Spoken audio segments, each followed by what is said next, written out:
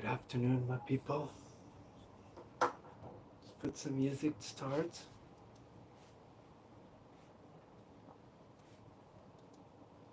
I'm gonna do a UFO story today. Hope you enjoy. This story is called The Case of Uri Gellar. That Israeli man who bends spoons.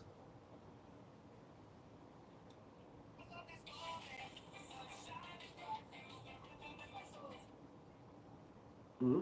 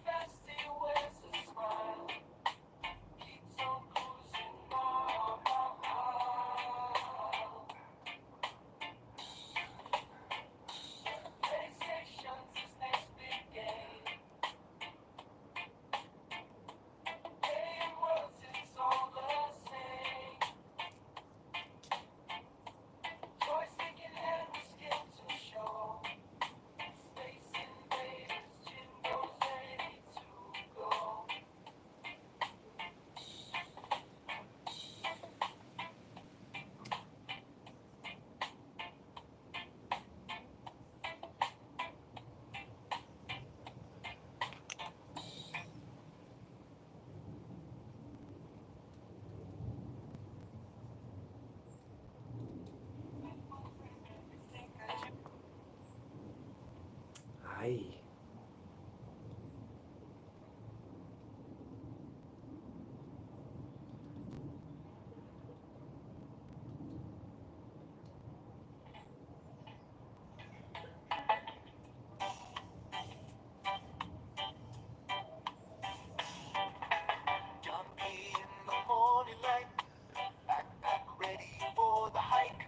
Sunshine on his happy face.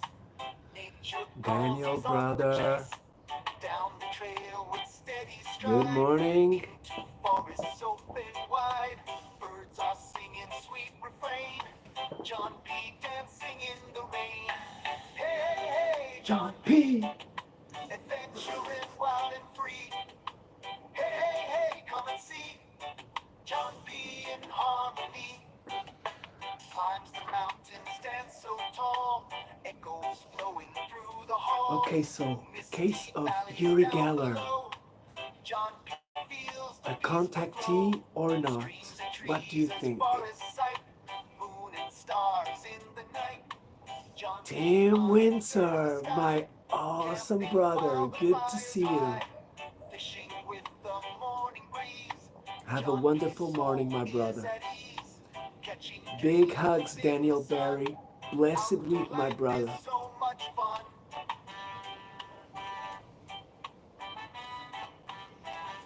Okay, so he starts with, is Uri Geller a case of a contact programmed since his infancy? On his books,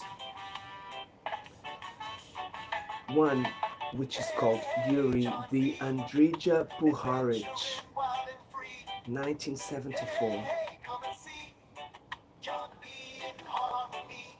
He tells on his Hey, books hey, when John he B. was 4 years old, he Adventuring was wild and playing in an free. abandoned Hey, hey, garden hey, come and see. John in B. Tel in Aviv, harmony. and he heard a similar noise to a strong bombing. And when he looked into the sky, he saw over him a luminous object in the form of a disk, shining like the sun.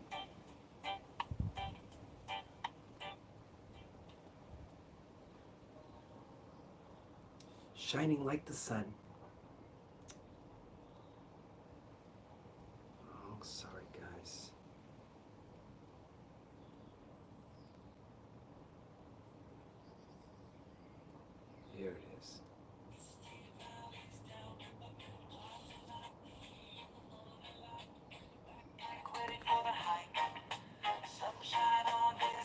over in front of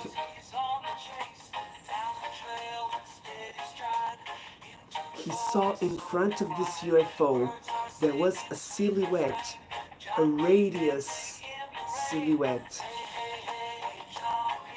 Afterwards, fascinated, he saw a ray of light that struck him.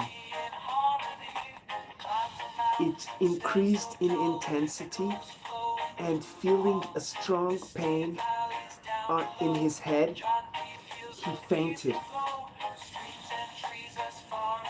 Much later on, Uri Gellar noticed that he only had to concentrate to the clock so that the needles would go further or would come backwards. So he could have some sort of capability of stopping the needles of the watch, guys.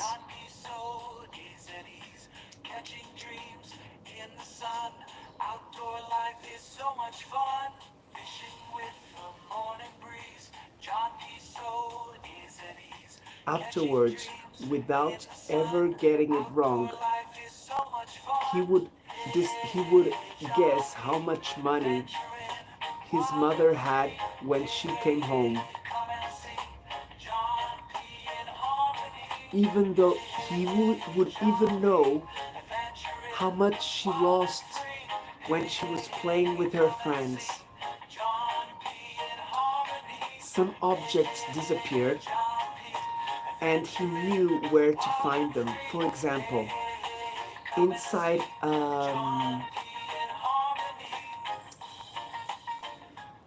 little wood box in the attic where nobody could have gone there and hidden them.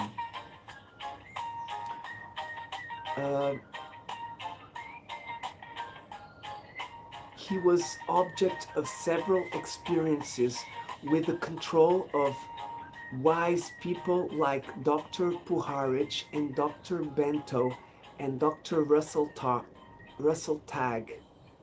I think it's Russell Targ. I'm not sure. The happenings precipitated themselves.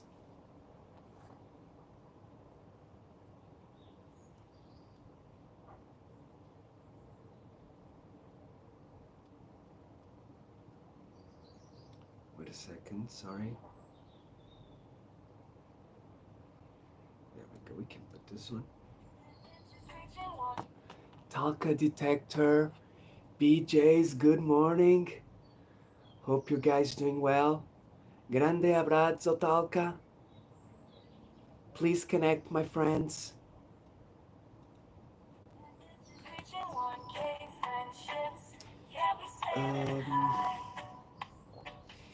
It was transmitted energy messages to Dr.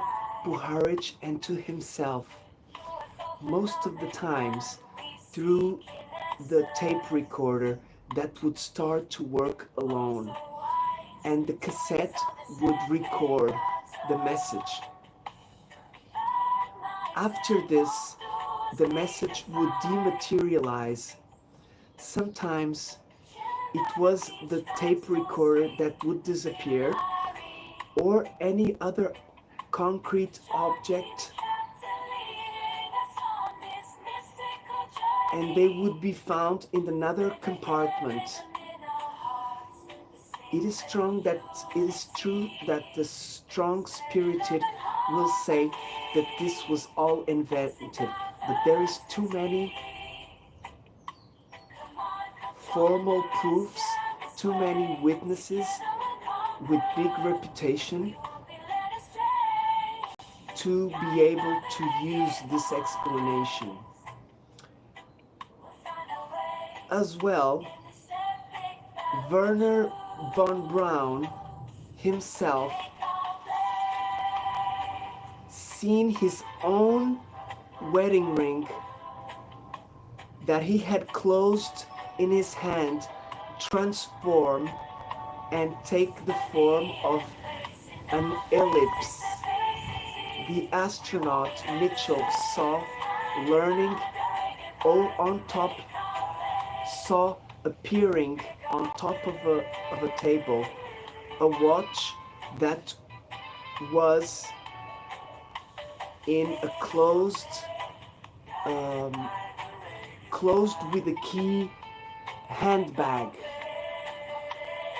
Michigan Adventures CP, awesome sister. Thank you for joining. We're doing the case of Uri Gellar, okay? This case is interesting to say the least. This man is still alive, and many people say that he's not, he's fake things. But you know, I never bought his book, so I'm learning his where his proof are hidden, which are in this book, supposedly, or in his books. Jamie, Sue, big hugs, good to see you. Have a wonderful afternoon and morning. Um, so he's also talking about the astronaut Mitchell, who saw a clock appear on top of a table when it was locked inside a handbag. Just as for the phenomenon of the UFO, there is too many witnesses that prove that we cannot put to the side all these facts, even puts even if our logic goes into check. Okay? However, Uri Geller um, is not a conscient author of these phenomena, and he says clearly he passes through them, he feels when they're gonna produce, but he is not able to command them. He can only wish them. When he was contacted as a small young boy, Yuri he he was he worked as a sort of a radio post, which was synced in the same compartment as the emission web. One of the entities that contacts with Uri Geller, you can call him Spectra, and his friend Rhombus 4D. They say they were in the past human beings like us, but soon they became computers. Uri Geller recognized that these names are Hollywoodesque and that his declarations of these entities are absurd. They say that they are found at a distance of millions light years, and that they come to us to communicate.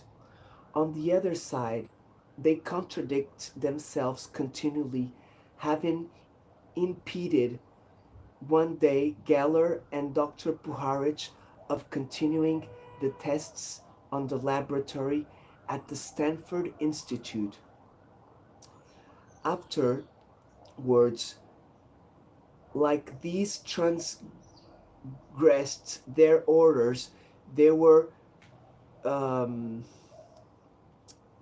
felicitated on these terms. You passed brilliantly to all these tasks during these last 24 hours. There is therefore a series of observed in the declarations and the facts that uh, how do you say, that surround these two characters of most integrity and sincerity. Let me say hello. Don Arnold, hello. Thank you for joining.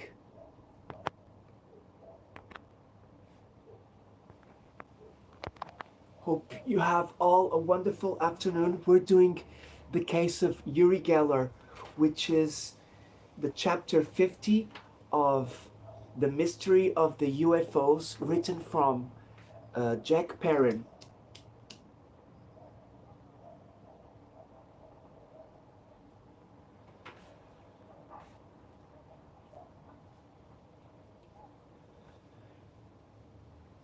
There are very little wise men, such as Dr. Puharich and even the own Uri Geller. Even if he wanted to make money with his gifts, which you think it's normal. Therefore, there is so many people that commercializes his gifts of prestidigitator. That's the word. Prestidigitator. He is a person of the biggest integrity. His gifts or the phenomenon that he was victim of exist and we cannot deny. Even though when he appeared on TV in England, in France and in Switzerland and in Norway, the children from all these countries that followed the emission from 50 to 100 kilometers from the emitter saw the oh my god, this is gonna be crazy, guys. All of the children, they are saying on this book, I cannot prove this, guys. He's saying that when he appeared on TV in England, France, Switzerland, and Norway, the children that were in all these countries that were following the TV program at 50 or 100 kilometers from where this broadcast was being sent, they saw the cutlery, the spoons, and the forks bending. Even when in the emission it wasn't live. You understand this, guys? So when the emission wasn't live, there were reports of children from all these countries that were watching the program, even though the program wasn't live. How can this have an explanation, guys? This is like somebody had to get in the brains of the children, or the children would have some sort of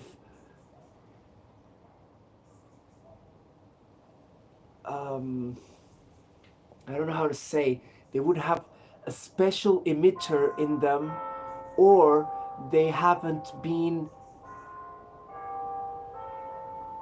mangled by humans and society. You know what I mean, guys? Christiane, big hugs, sister. Happy to have you. Big hugs. Hope you have a wonderful morning. A possible explanation to the mystery Geller is that he was only a victim of a phenomenon called poltergeist, and that we know that these phenomena, what do we know about this phenomenon? Very little, unless they produce always or almost always in the presence of only one person, which is, to summarize, the catalyzer. A new girl or an adult man momentaneously gifted by this power, by this involuntary power of making objects move and to make them disappear, and that all that seems to contradict the laws of physics. My friend Jimmy Gouilleux told me that he assisted with other people during a manifestation of this poltergeist, the dislocation of a door, which came out of its gonzos without raising itself. There was, therefore, a sort of dematerialization momentaneously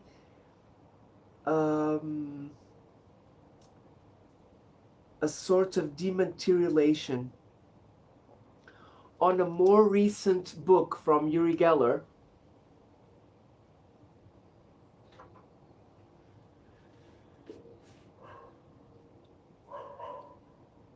wait a second.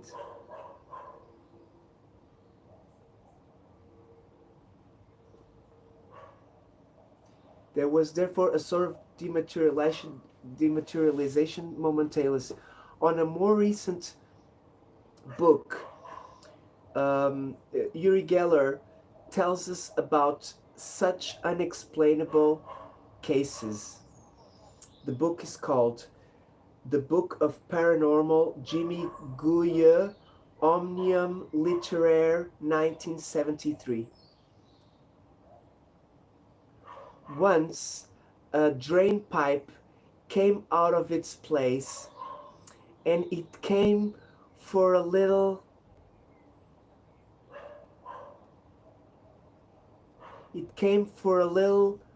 uh, kind of walking pipe, imagine, in front of his petrified friends, and afterwards it went hitting the bumpers of 3 cars which were parked, making a loud noise. The witnesses precipitated themselves. There was no scratch or bump on the bumpers of the cars, even though the noise was quite strong. Once, there was an electric lamp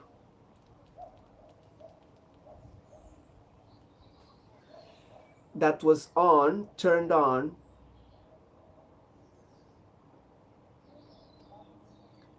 that it crossed the road before exploding further ahead.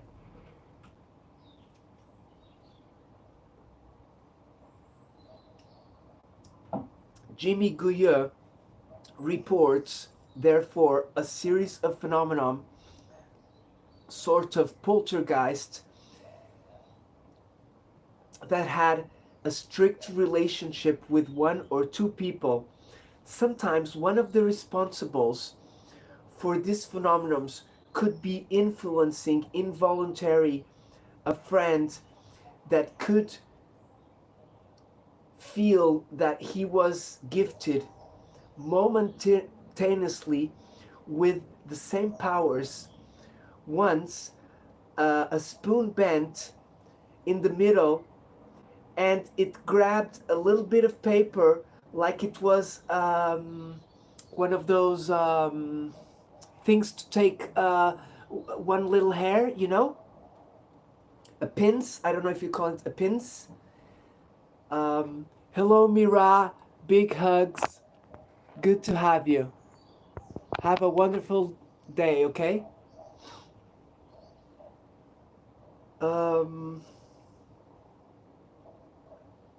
Between these manifestations, between these manifestations and the ones that produce with Uri Gellar, there is little difference, only that this last one concentrated in himself a number of considerable powers: telepathy, clairvoyance, dislocation of the needles of the clocks, the working of the clocks, the working of the broken clocks or damaged, photographs taken with an obturator lens, uh, torsion of metals, erasing of images of video cassettes, and finally dematerialization and rematerialization of objects. So guys, as you can see, this guy doesn't have one power, guys. He's not gifted with one power, okay?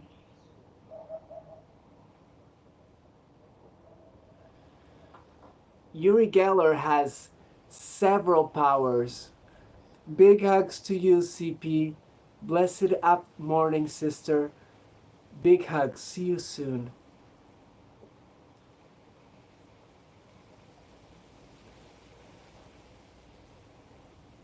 So this guy has a lot of gifts. The witnesses cited by Jimmy Guyeux saw objects and disappearing and reappearing on other places. Guys, I don't know if you know, but these objects disappearing and reappearing in other places, that's one of the evidences that Bigfoot exists. I don't know if you know about that. So this does happen with the Bigfoots as well. Let's continue. Such as, for example, a clock disappeared on the table where it had been put at night and appeared on the next morning in the door handle. It appeared on the next morning on the door handle. Guys, here we can explain maybe if the person was sleepwalking, or even if there was some sort of poltergeists there as well. But the sleepwalking explains it better.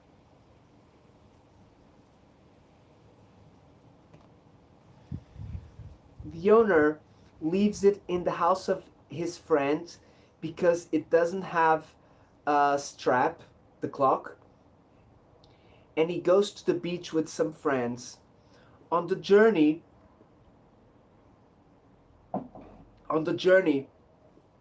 suddenly they see the clock is flying in front of them. Look at this crazy, guys. The clock is the watch clock is flying in front of them. Then it puts itself on the side of the car and ends up entering through one of the lateral windows, falling on the back seat of the car. It looks, therefore, that it exists a common denominator between the phenomenon and the poltergeist, and Uri Geller, even in the causes, even in the causes or in the manifestations. Okay, guys, so this was the end of the last chapter. Corey's big hugs. Great to see you, my brother. Hope you're doing well. Okay, so guys, this next one is gonna be good for the Bigfoot people, because the next case is chapter 51 and it's called "The Yetis Are Taken by a UFO." So guys, this case here is not a new case, guys. It's an old case. We already heard of this.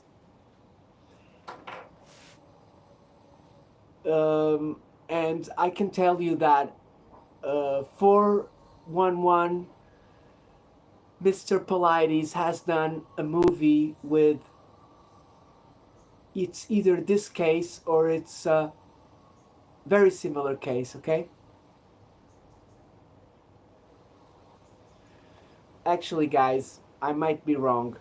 Polides didn't do the case of the Bigfoot being taken by the UFO. He's done an abduction case of a man who was abducted by a UFO. Okay, guys, so I'm sorry for that. Big respect for Mr. Polides, long time subscriber.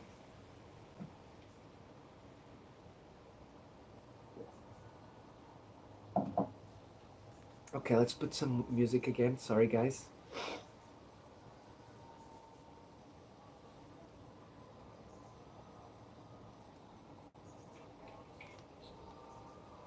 I.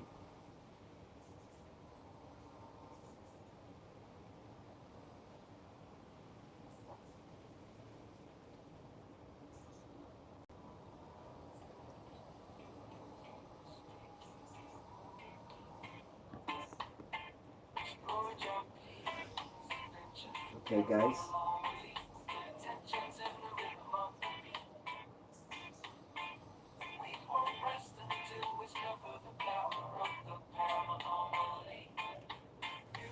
Okay, guys, we're gonna do a little break for coffee.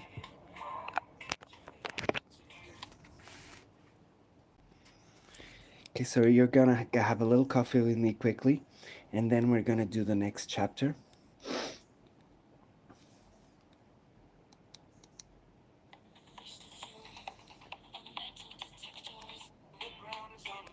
Okay, let's go get some coffee quickly.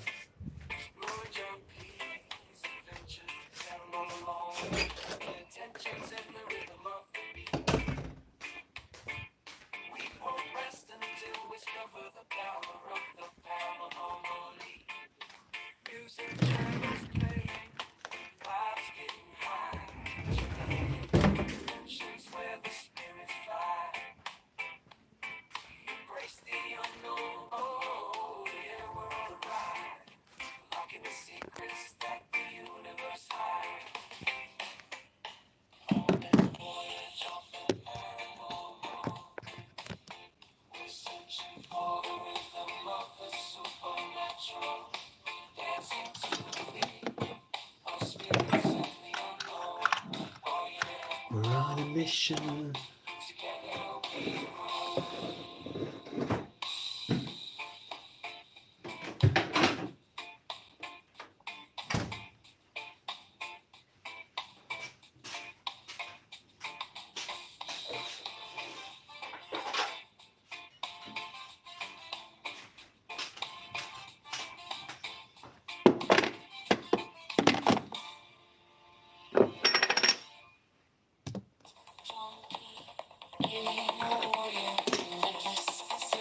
Treasures in the darkest debates, fighting evil on a costly quest, exploring the universe, he roams the stars, seeking answers to life's questions bizarre. With his trusty detector, he scans the skies, unveiling secrets, where truth and mystery lies. Beneath the moon, in the silence of night, John P.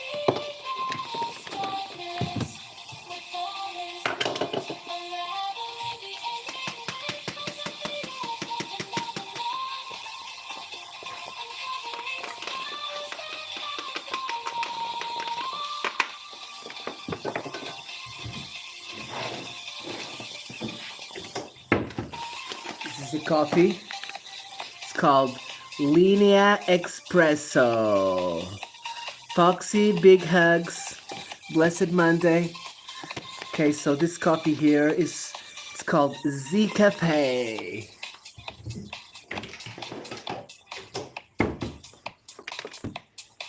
It's a bit strong, guys. It's good. It's wonderful, but it's strong.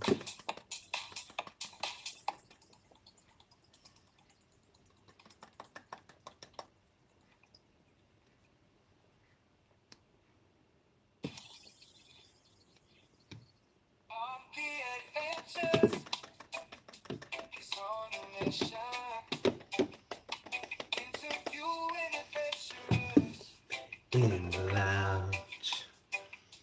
Searching for answers about the mysterious lights In Manchester, in the dead of night.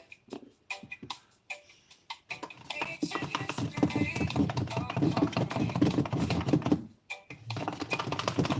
delving into questions about unknown worlds. UFOs in the sky, shining bright. What's Separated out those lights. Oh, oh. This is for you, Henry. Pete keeps asking, digging deep, watching my witnesses who can't see. shadows, the secrets they're about to unfold. Truth about the lights waiting to be told.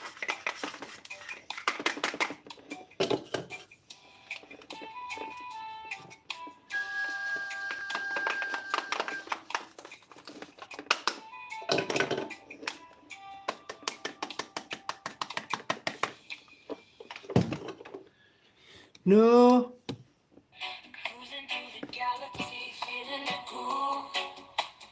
John B on a crusade, spreading love is true. Alien races collide, space wars all around. In Babylon they fight for peace on solid ground. in the universe, the peak keeps us alive. Tropical reggae vibes help us all to thrive. Babylon means growth, Prosperity inside.